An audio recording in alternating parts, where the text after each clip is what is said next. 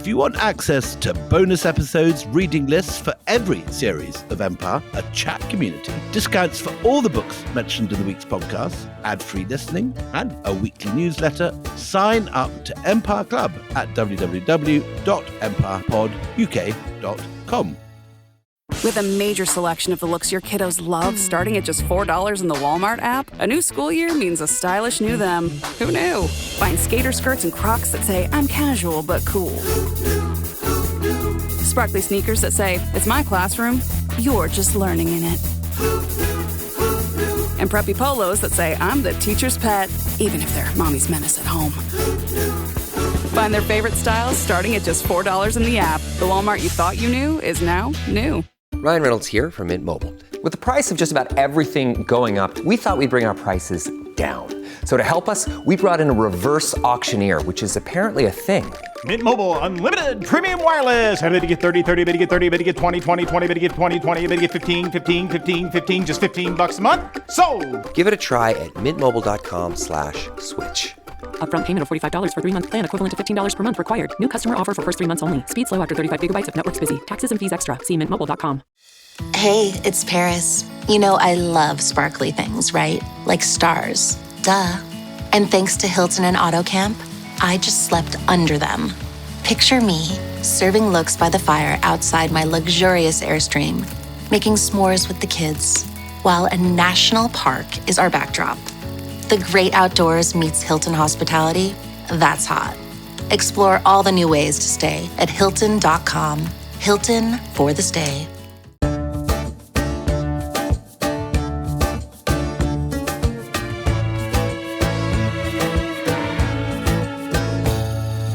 Hello and welcome to Empire with me, Anita Arnhem. And me, William Dalrymple. So the last couple of episodes, you will remember, we spoke to Mark Horton and we were talking about Panama, and the reason, just to remind you, in case it needed reminding, is that we're basically travelling down Donald Trump's shopping list and talking about the imperial histories of all the places that he's got on his to-buy list, and the Panama Canal being one of them. And one of the things that he has said is that, of course, the Panama Canal should be American again because it was blood, sweat, tears and toil of Americans that went into it. The Americans gave the Panama Canal to the world, so of course we should have it back. But it is a much more complicated history than that. And an excellent book, and our special guest today is the author of that book.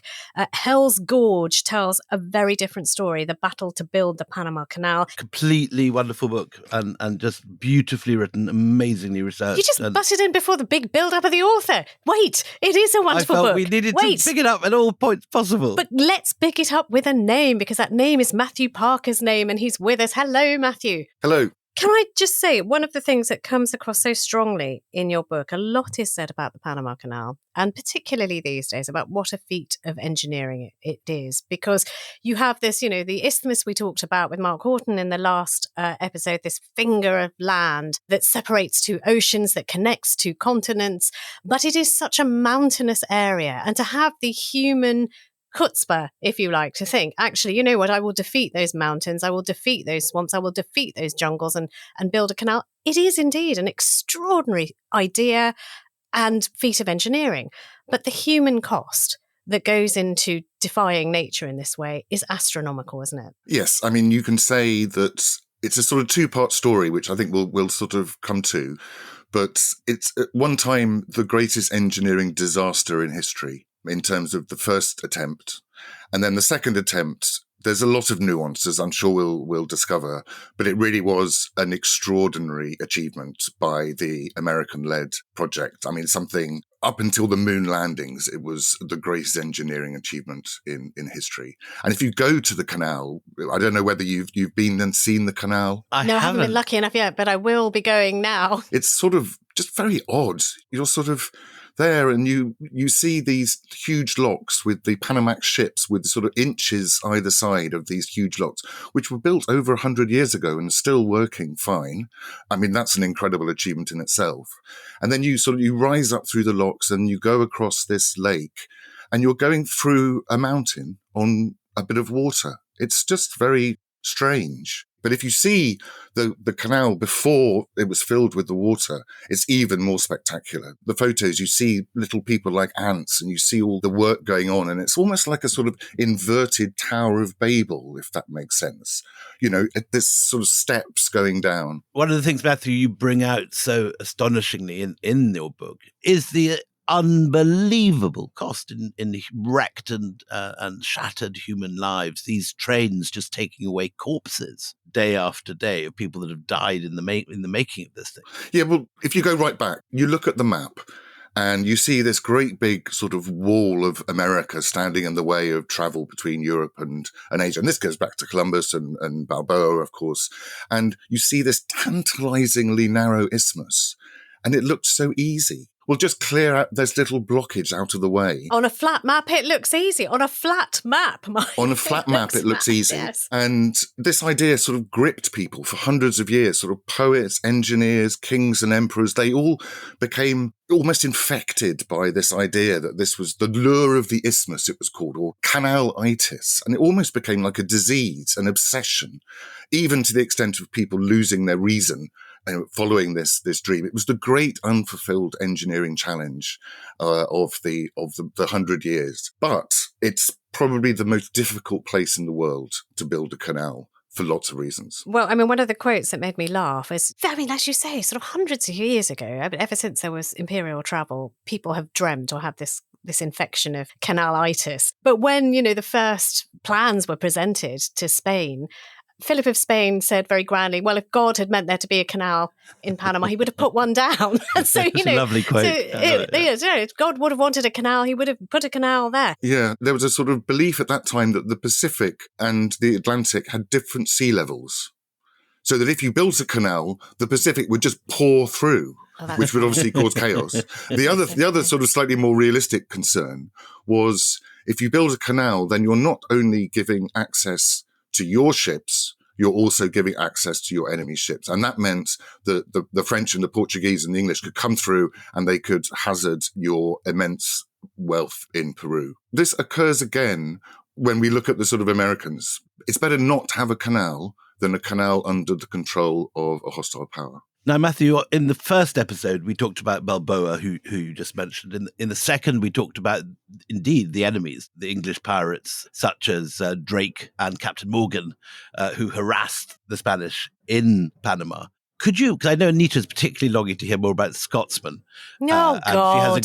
She has a great particular fondness for 18th century Scotsmen. Could you just remind us, because we did a whole episode in this last year, but I just longing to hear more, as I'm sure is Anita, about the Darien scheme, which was the ill-fated Scottish attempt to at least found a colony, if not build a canal, which would be able to benefit from moving between the two oceans. Just a very quick outline before we move forward. Well, yes, William Patterson, who was a promoter, and he'd been in the Caribbean, and he had a sort of what now may seem a slightly curious job share. He was part buccaneer, part missionary. Those are two Venn diagrams that only rarely meet. Yeah. Yes, but they did in those days, I guess. And he'd been told about a place on the isthmus which was pretty much free of Spaniards, and there was a remarkable low depression. And he had this sort of vision, and again, it became an obsession to establish a settlement, and which would be a trade entrepot. And again, there's this curious mixture of sort of idealism and pragmatism. He wanted to set up a community that would open to all creeds, all nations, all religions, free trade. And he told his potential investors, if we establish this, we will have the gates to the Pacific, the keys to the universe. Which he kind of was right about, and yet the whole thing was a total catastrophe. Give us we haven't given the date. This is 1690, what is it? No. This is the end of the 1690s, which was, I gather, the coldest decade in Scotland for 700 years. So the idea of the Caribbean might have appealed, but there was also there was a financial incentive. He said, if we do this, trade will beget trade, money will beget money. We'll all become rich and we'll be able to sort of keep up with the English and their sort of colonizing efforts. So he starts raising money, but the English don't really like, there's sort of vested interests, including the East India Company, who are not keen on it. And so the English investment is withdrawn. So it becomes a patriotic imperative for the Scots And half the capital in Scotland is sunk into it. Yeah, £400,000 or something, which is basically all of the capital. Something like 20% of all currency in circulation is put into this. They sent a ship with like 1,200 people, and they've got trade goods, and they arrive and they set up a camp in what became, of course, Caledonia Bay. It was called, in Darien. But there's a few problems. First of all, too many of the people on the ship are gentlemen. They don't really dig latrines and build huts and this sort of thing. And also their trade goods is mainly heavy Scottish cloth and 1,500 Bibles in English. Yes. Which isn't necessarily what the local cooner or whoever they're going to be trading with want. Not the greatest gift-giving mentality from the Scots, yeah. Yeah, I mean, it's an absolute catastrophe. And Patterson's wife is one of the first to die, and they suffered starvation and illness and sort of internal dissent. And very soon they abandon the colony, and the survivors go to New York. But the idea does not die, does it, Matthew? Because quite soon after that, both Benjamin Franklin and Thomas Jefferson are very, very keen to take this idea up. Yes, Benjamin Franklin, when he was in Paris as the United Colonies representative there, he became gripped with the idea of a Trans-Isthmian Canal, and actually published on his own press in 1781 a pamphlet written by a French ex-convict called Pierre-André Gargas, which advocated cutting canals at Panama and Suez. And this, Gargas proposed, would bring world peace through enhanced commerce and communication. If only he knew. So this is very much the idealistic strand. And then Jefferson, who is there just a few years later in Paris, he also became gripped by this idea, but for much more pragmatic reasons. He saw it as part of the southwards expansion of the United States. So they very neatly encapsulate this conflict or this mix in the Panama story between this idealism, between transport and commerce and communication, bringing about the end of empires, the end of nations, world peace, and also the sort of hard-headed pragmatism of imperialism and of making money, which is really the same as Patterson. He has this idealistic view, but he also has the idea to make lots of money. And of course, for Patterson, 2,000 people die, Scotland's currency is wiped out. This contributes to the end of the Union. The end of an independent Scotland is the other way of looking at it. So it's an early but spectacular casualty of the lure of the isthmus. What's really interesting is both Franklin and Jefferson are thinking about Panama. Panama's taken up so much headspace. When they're having a revolution, they're building a nation. It is like one of the foundation blocks of a new nation. And Jefferson is also driven by is that there had been surveys of a canal route at Panama. He's hearing rumours of it because he's in Paris. He's in this sort of melting pot of intrigue and rumour. And he thinks that the Spanish have got a jump on this. And he says, I'm assured a canal appeared very practicable. He wrote in 1788 to a fellow US diplomat in Madrid, and the idea was suppressed for political reasons. So, I mean, this is an era of canal building. This is not an empty sort of swirling fairy tale, because technology is moving on. People are making strides in engineering, and canals appear to be the thing of the future. Yeah, absolutely. I mean, there's no coincidence that they were both in Paris when they sort of got infected with this bug, because during the sort of mid-18th century, the French had been sort of making the running on this. There'd been 4 or 5 surveys with sort of explorers going up and down the isthmus looking for routes. And you're right, it's about to be the canal age. You know, the 1820s is when the Erie Canal linking Hudson and the Great Lakes, of course, Telford's Caledonian Canal. Yes, let's connect it back to Scotland, please. Tell us about the Caledonian Canal. The extraordinary Caledonian Canal was, considered to be a sort of epic achievement. And it was really the sort of poster boy of canal, and it sort of launched the canal age in Europe and in the United States. And there's various other technologies. There's steam, which obviously means you can have steamers towing the ships rather than having towpaths with donkeys and this sort of thing. And there's a general confidence in sort of new technology to sort of solve the challenges that are facing us. And then Telford, like every other sort of engineer, he came up with an Isthmian canal plan. But just to sort of go back to what Anita was saying, the technology is not there yet in order to build the Panama Canal. But they're so close. They're so close. And the dreamers will dream. And they do believe, and they're quite right in believing it, that whoever controls the canal controls part of the world, that they will have untold riches, because they will have supremacy. They will have shortcuts. I mean, for the Americans, it's quicker to take that route to get from New York to San Francisco, to take a route over Panama, than it is to go across country. So it is an incredibly tempting thing to try and hide. I mean, just get your head around that. Rather than traversing your own country,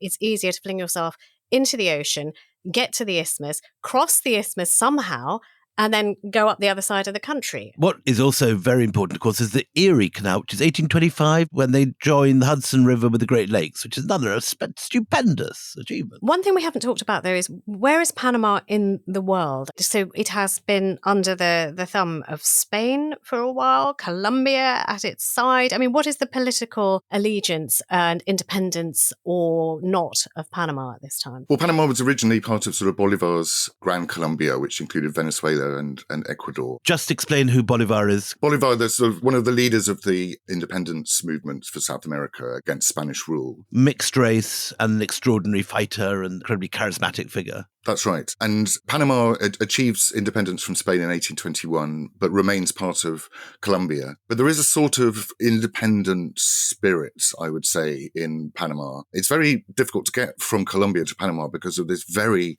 almost impenetrable jungle in Darien, which is still there. I think that's where the Trans-American Highway kind of peters to a halt. But Bolivar was very aware of Panama, and actually he, in 1826, his Latin American conference, he held it in Panama, which he called the veritable capital of the world, the center of the globe, one face turned towards Asia, the other towards Africa and Europe. And he actually envisaged Panama City being a future world capital.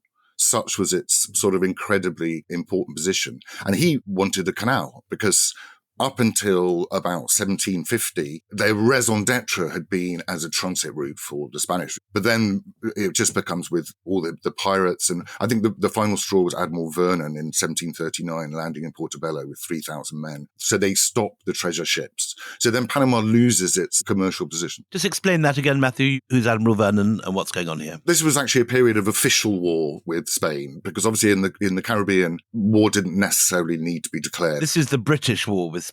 Yes, that's right. So Admiral Vernon lands 3,000 men in Portobello, and his aim is to cross the isthmus to Panama City, as Morgan had done. But this isn't successful. But it's the final straw for the Spanish moving their treasure across the Panama Isthmus, which had brought such prosperity. You know, there was this amazing fair at Nombre de Dios.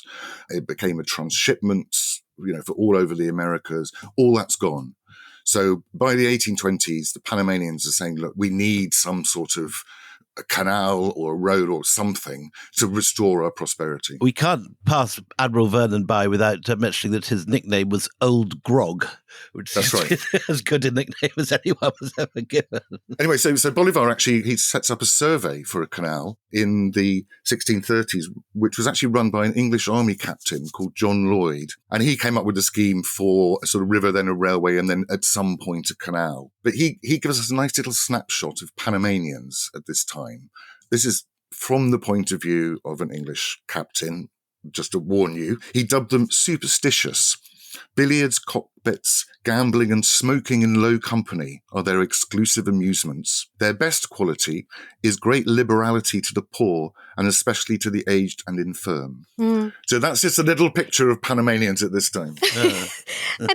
We sort of get the impression that he doesn't, particularly approve of their soft-heartedness to the infirm and poor, because they are poor themselves. I mean, and there's an awful lot of judgment, and we'll get to hear more of this as more and more become interested in this isthmus, looking down on Panamanians, on the natives, as being somehow not worthy of the geographical gift that God has bestowed on them, that they are poor or they are unruly or they are lazy, they are, sort of dispensable in many ways. There's never much truck given in it. I haven't seen any in the French, the American. In fact, we'll come to it in a little while, but Mary Seacole was positively horrified by the new influx, and we should talk about them now, of Americans who are drawn to Panama and this isthmus. And that is because there is gold in America, and they want to get to it from all over America. And as I was saying before, this wild idea that actually this is the quickest route to get from one end of America to another is to go via Panama and cross the isthmus. And the gold rush of 1848 is transformative, is it not? Can you tell us a bit more about that? We should tell people that we've done an episode on this. If you want to listen to a whole episode on the Californian Gold Rush, go to episode 162 of Empire Pod and you can have the whole story. But Matthew, carry on. Yeah, this is a key moment in the Panama story, the discovery of gold in California, because Anita, as you said, to get to California from the obviously much more populous East Coast, you could take your chances crossing the landmass of the United States, where of course there is not yet a transcontinental railway. You can take the 8,000-mile route around the Cape, or it's more expensive, but you can get a steamer from New York to Colón. You can cross over to Panama City and you can be in San Francisco and get in there before everyone else. It's, you've got to rush. It's a gold rush in order to stake out your claim. And so thousands of people took this route and Panama was completely transformed by this. Transformed, but also rather swamped, because Mary Seacole, who at that time is watching these prospectors, and what does she call them? Muleteers? Is that how you say it? Muleteers, yeah. Thank God, there you are. But, there are this influx of sort of rough and ready young men who are trying to seek their fortune, panning for gold or mining for gold in America. And they descend on this place in enormous numbers. And they're not very well behaved, are they? Yes, if you're a Panamanian with a bar in 1848 or 49, you would make a fortune. They were charging 7 times what New York bars would charge, and they had plenty of takers. And very soon it becomes a proper sort of gold rush vibe. There's something like 200 prostitutes in Chagres, which is where they landed on Colón. Which is not a big place for 200 prostitutes to be working morning, noon and night. Yeah, and some of them had come from as far away as Paris. But such is the lawlessness of this sort of new rush is that the women carried pistols with them at all times. And one English visitor described it as a very disconcerting experience. She kept hold of her 6-shooter the entire time. So it's boom time for people running hotels and brothels, and also for the porterage, the people who are muleteers and boatmen, because you can go some of the way on rivers to cross the isthmus. And it's also boom time for the people who are shipping, the steamer company that is bringing people from New York and taking them up to San Francisco. And the people who are running this are also got another business, which is building a railway. And while, you're painting a picture of the Wild, Wild West, it feels like a Western, with saloons. The sound is punctuated by gunfire. You've got a sort of useless local constabulary that's almost as lawless as people who are shooting each other. And women travel fully armed because you have to. In the middle of all this, watching all of this is somebody that we're very familiar with in Britain, Mary Seacole, who sort of ends up becoming this great heroine of the Crimea. But this is where she basically makes her reputation as not just a really good businesswoman, because she's one of these people selling grog to those coming through, but also as a healer. Because if you are in Panama, then disease is your companion. Talk a little bit about the kind of things that, these travelers were stricken with almost as soon as they arrive. Yes, Panama is host to all sorts of diseases, and particularly for new incomers who bring sort of a lack of sort of defences against that. And one of the real crises, and this was for not just for the travellers but for the people who were building the railway, was a big attack of cholera. Now, Mary Seacole, she was from Jamaica, and she'd been in Jamaica there was a terrible cholera outbreak in Jamaica in 1850 that killed thousands of people. So she was very familiar with the disease. So when she was working in the hotel which her brother ran, she became a sort of cholera healer for lots and lots of people. And she used mustard, a lot of mustard, sort of compresses and so on, and gave them cinnamon water to drink, which may sound rather sort of old-fashioned, but she managed to achieve a reputation as a great healer. So she must have helped a lot of people at that time. To the point where, and so for those of you who don't know who Mary Seacole was, we're familiar with her here, but she was mixed race. And so they would say of her, when somebody got sick on the isthmus, take them to the yellow woman, because she was lighter skinned. And this would be the reputation she would then get. In fact, this reputation of being a healer goes hand in hand, and it will go hand in hand. We should come to the railways now. That somehow people who are from the West Indies have an immunity that you can exploit, and they will be the best workers to either dig or hammer or nail, bring them over to do the work, because they can withstand disease? I mean, they had immunity to some things, but not everything, did they? Absolutely not. It was a myth, really, that people from the West Indian Islands were immune to tropical diseases. It's absolutely not the case. Possibly with yellow fever, there might have been a small immunity from a sort of childhood incident, because once you've had yellow fever, you are immune for the rest of your life. But no, this is a myth. They got ill and died just like everyone else. I mean, cholera, typhoid, I mean, they took lives in enormous numbers. And let's talk about the railway, because very soon it becomes apparent that there is so much traffic coming along that golden road, if you like, people trying to make their fortunes in the gold rush, that you need a proper railway. So what is the inception and then the execution of this railway? Well, in fact, a French company had got a concession from Colombia to build a railway a few years earlier. But then all the sort of goings-on in France in 1848 sort of stymied that. And an American, New York-based company took over the concession and started building. I mean, this is the first railway ever to be built in the tropics. It was incredibly difficult and absolutely lethal. And there's one example. They brought in 800 Chinese, what they called coolies. They were shipped in horrible circumstances from Shanghai. And as soon as a track is built, the gold rushers want to get on it, even if they have to get off 5 minutes later and go back to the old-fashioned way of crossing the isthmus. Yes. It cost them like $9 million, and something between 6,000 and 9,000 people of the workers died during the construction. I mean, and this is a 40-mile railway, so it's a life for every tie, is the famous expression. There was a particular disaster because the Chinese coolies, as part of the deal, they're given opium, by the company. That's standard. But then this rather sort of do-gooder American vicar or something causes a huge stir, saying, American companies are drug dealing, whatever. So they take the opium away, which causes chaos and absolute misery. And a lot of the Chinese actually commit suicide, either by drowning themselves or by impaling themselves on sharpened bamboo sticks. I mean, they're going through withdrawal, basically. They're going cold turkey. They're going mass withdrawal. And also the conditions are appalling as well. It's absolutely miserable. So from the 800, only 200 are surviving by the time the railway is completed in 85. So let's take a break here and come back after the break so the idea of a railway suddenly is not enough, because the numbers coming through are so great. The fortune that can be made is just too tempting, and people start talking about hacking into rock. This episode is sponsored by Friskies, who would like to tell your cats hi. Now, if that didn't get your cat's attention, there is one thing that always does the trick. Just pour some Friskies crunchy food in the bowl and you'll hear those paws come running. Works every time. With so many Friskies choices, you can always bring your cats running from their secret napping spots. There's always more to explore. See for yourself at friskies.com or visit your local store. 9 años pidiendo el Snack Wrap. Aquí tienes tu Snack Wrap. ¿Tú quieres un Snack Wrap? Toma tu Snack Wrap. ¿Tú también? Toma un Snack Wrap. Snack Wrap, Snack Wrap, Snack Wrap. Volvió el Snack Wrap. Ba-da-ba-ba-ba. This episode is brought to you by Nespresso Virtuo coffee machines. Ready to enjoy the bold flavors of barista-quality Nespresso iced coffee at home? Simply fill a glass with ice and press the brew button on your Virtuo pop machine to enjoy rich double espressos roasted to stand up even when chilled. Refreshingly bold iced coffee. Refreshingly easy to make at home. Visit Nespresso.com to shop now.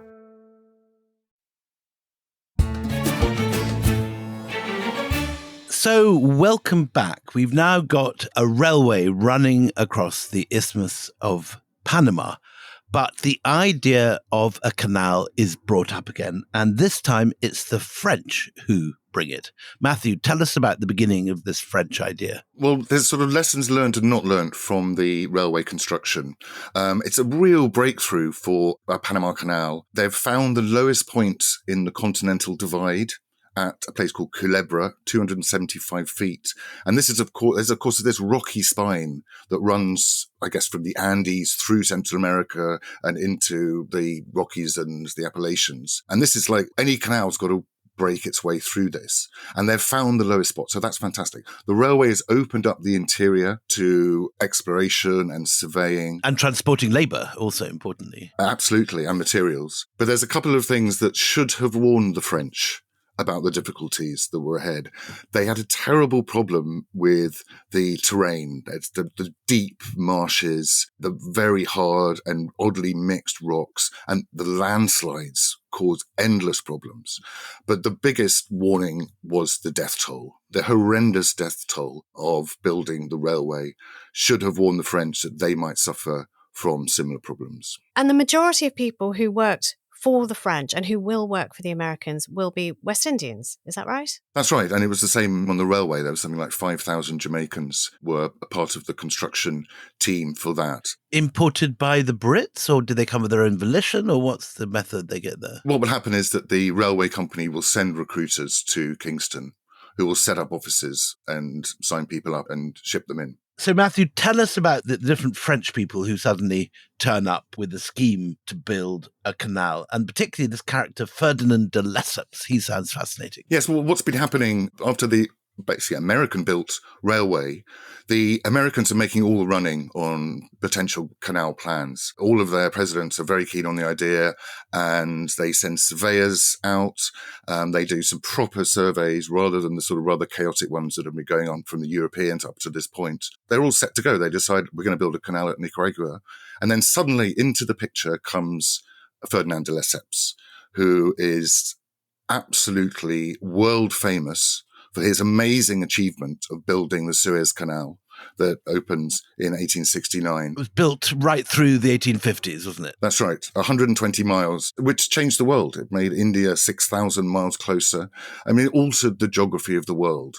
And de Lesseps is portrayed in cartoons as Hercules separating the continents of Africa and Asia. And the idea of the Suez Canal, it also is sort of, it's going to bring people together. It's going to unite the world politically, religiously, industrially.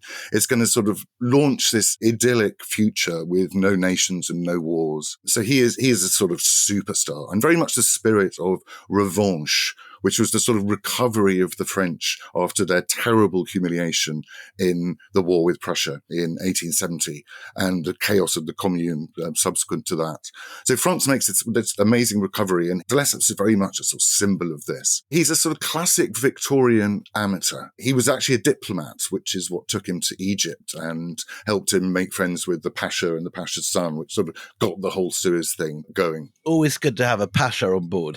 Yes. After the Franco-Prussian War, there's an obsession with geography in France, and all these geography societies spring up and these expositions. There was a feeling that the defeat was partly down that France had been too inward-looking and hadn't been out there in the world. So there are these great expositions of geography, and in the Paris one in 1875, de Lesseps turns up and he's the star of the show. There's 2,000 people there, and he suddenly announces he's going to build a trans-isthmian canal. And lots of people go, oh, his son, Charles, who's a very different character, says, look, come on, Dad, you're 70. Leave it, Dad, leave it. Not worth it. Leave it. You've never been interested in money. You've got all the glory you want. He goes, no, why? If a general's just won a great battle and he's, asked to fight another one to win it, why shouldn't he take that on? It was he wanted this sort of second act. So he announces, right, I'm going to build a trans-isthmian canal. And explorers are sent out to the isthmus, and they go all the routes that had been explored before, going back to Alexander von Humboldt, in much earlier. They look at all of these and they decide that actually it's going to be not so easy. And they come back and they report to Lesseps. And he sort of just, for him, difficulties are things to be overcome, not to actually sort of be warned off by. He's that sort of character. Because he is Hercules. He's been portrayed as Hercules. He believes he is Hercules. Yes. Yeah. And he's got this huge charisma, and he's got this huge, for an old-ish man, he's got this massive energy, and he's got the French people eating out of his hand. He's got this gorgeous, much younger second wife, these huge brood of very photogenic children. He's perfect fodder for all the new illustrated magazines that are sort of coming out at this time. So he then holds a big conference in 1879 at the palace, the Louvre Palace, and he invites experts from all over the world. And there's this huge debate, including the Americans who had set up their plan. They're there as well. And there's a lot of controversy. And at this point, de Lesseps makes a fatal decision. He says, it's not a proper canal unless it's a sea level canal. Like Suez, he wants an ocean Bosphorus. A lock canal, it slows it down. You don't get so much money because there's not so many ships going through. It's not something that's easy to sell as an idea as well. So he hasn't even been to the isthmus, but he's already decided the type of canal that he's going to build there. Just to explain, if you're doing a sea level canal, you have to cut away a lot more rock, presumably, than if you're doing a lock canal where you've got, in a sense, a staircase of canal segments. Is that right? That's right. A lock canal is a sort of bridge of water. So you climb up, you go to the top of the bridge, you come down again. But a sea level canal, you don't have to just go down to sea level. You have to go to sea level and then deeper for the draft of the ships that you're going to allow there through. So you're making a much bigger task for yourself. Yes, you're making what turned out to be crazily ambitious project. And what did he intend to pay for this grand scheme? I mean, how is he going to get the money? Well, he like with Suez, he sells sort of bonds to investors and to the public, and that's how he paid for the Suez Canal. And the people who invested in the Suez Canal are now making serious money. They've got dividends of up to 17%, so it's a good buy. So he's confident he can do it. But the first issue, he issues bonds trying to raise, I think it was 400 million francs, something like that. And it's a failure because he cuts out the banks from the business. And the press are hostile. And there are concerns. I would say there's sort of four main concerns amongst the public and amongst the press. One, de Lesseps is too old. Two, Panama is too full of diseases. You know, it wasn't a secret that Panama was a very, very dangerous place in terms of illness. Three, is this actually technically possible to build a sea level canal in Panama? And four, won't the Americans just come down and shut it down? Yes, give us a little bit of an insight there, because this is long after the Monroe Doctrine is already a thing. Monroe says he doesn't want Europeans interfering in America in the 1820s. We're now in the 1880s, and America's a rising power. What do they think of this cocky French attempt to one-up them? Well, they're absolutely appalled. I mean, the French have a particular bad reputation because of obviously what happened in Mexico. You know, with the Napoleon III sort of ventures during the American Civil War, they sort of took advantage of the distraction to sort of establish a sort of French-ish sort of empire in Mexico, and they were causing problems around there. So the French are not to be trusted. And de Lesseps says, well, I'm a private company. I'm not a country interfering. So anyway, in order to address these four issues, de Lesseps takes sort of important steps. He goes to Panama, and he takes much of his family there as well, which of course he wouldn't do if it was dangerous for illness. Gosh, so this is PR. I mean, he's taking them for PR purposes. He's a PR genius. So he goes out there. It's actually the easiest time. It's the dry season, so it's all rather lovely. He goes to Panama. He charms everyone there. He takes with him lots of technical experts who all agree that actually building a Panama Canal is possible. And then he goes up to the United States, where he's feted and praised and given dinners because he's famous all around the world and admired all around the world. But he visits President Hayes, and Hayes says, well, I don't want any European power getting involved with protecting you or looking after you. And he goes, that's fine, that's fine. He then returns to Paris and reports the Americans are going to protect the canal.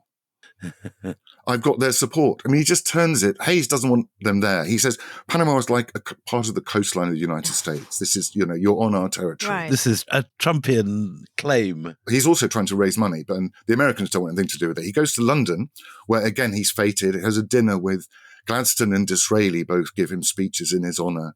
But the British don't want anything to do with it. The Times says it's magnificent, but it's not business. Because also, it isn't that easy to rumble a lie like that. I mean, the Americans have said one thing, you're saying they've said another. It just takes a little bit of time to double check what the Americans are saying. Yeah, so the British say it's magnificent, but it's not business. And so he turns to his advantages as well. He says it's now the patriotic duty of French investors. Right. To back the canal, because French people have always been interested in the good of humanity. So it's sort of like that as well as a patriotic duty. We should say that with the mention of Gladstone and Disraeli, that this is soon after the British have bought a controlling interest in the Suez Canal, which happens 1875. Is that right? Yes, and that's another incentive for de Lesseps. He's lost his canal, so he's going to get another one.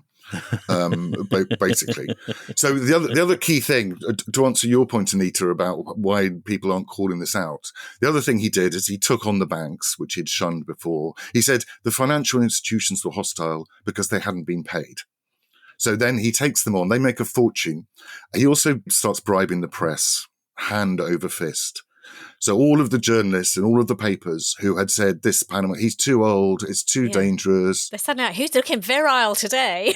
De Lesseps he's looking mighty fine today. No, he said, and now they're all saying, look, this is going to be for the glory of France. This is going to be the most spectacular achievement. One of the great features of this podcast, we have over and over again these stories of the press being completely, literally available for sale at almost every point of history. Yes, yeah. or the editors suddenly become directors of the canal company, and this sort of thing. We had the same with the Opium Wars, where they just absolutely take the money of Jardine and Matheson and write exactly what they want. So he tries again with another Bond launch, and he has other sort of spectacular PR. He had hot air balloons floating around Paris with these huge banners saying, buy this stock. It's one of the most extraordinary financial moments. This time he's aiming to raise 300,000 francs. He could have sold twice as many. Wow. He could have raised twice the money, and he really should have done at that point. So tell us, Matthew, when does construction begin? He's got the money. He's moved his family over there. When is a pick first put into the ground against a piece of rock? Well, he actually, on his trip to Panama,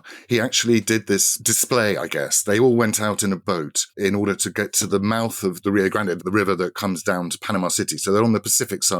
And he's got his family with him, and he's got all the dignitaries, and also a young English consul who we might come back to called Claude Mallet. He's there. But unfortunately, quite a lot of champagne has been drunk, it would appear. And they've sort of messed up with the tides. So they can't actually land where they want to on the shore in order to do the first dig. So they end up just with this empty champagne box with some mud in it. Oh, my Lord, and that's De Lesseps' young daughter gets the pickaxe and does the symbolic first little sort of chip out of the Panama Canal. Into a champagne box. A champagne box full of dirt. I mean, he is one of history's nutters. And I like you, William, quite fascinated and becoming even more obsessed. Yeah, but that's part of the Panama fever. It does this to people. He's not the only one to, lose their reason in this story. And with that bizarre beginning of the French attempt to build a Panama Canal, let's end this episode here. The French are hopeful. They've got their hot air balloon PR campaigns up in the air, and they've gone down a storm. But in the next episodes, we're going to learn how De Lesseps' dreams come crashing down in rather spectacular fashion. It's a scandal. So to listen to that episode right now, go to empirepoduk.com. That's empirepoduk.com to get early access and ad-free listening for the price of a cappuccino a month. But for now, it's goodbye from me, Anita Anand. And goodbye from me, William Dalrymple.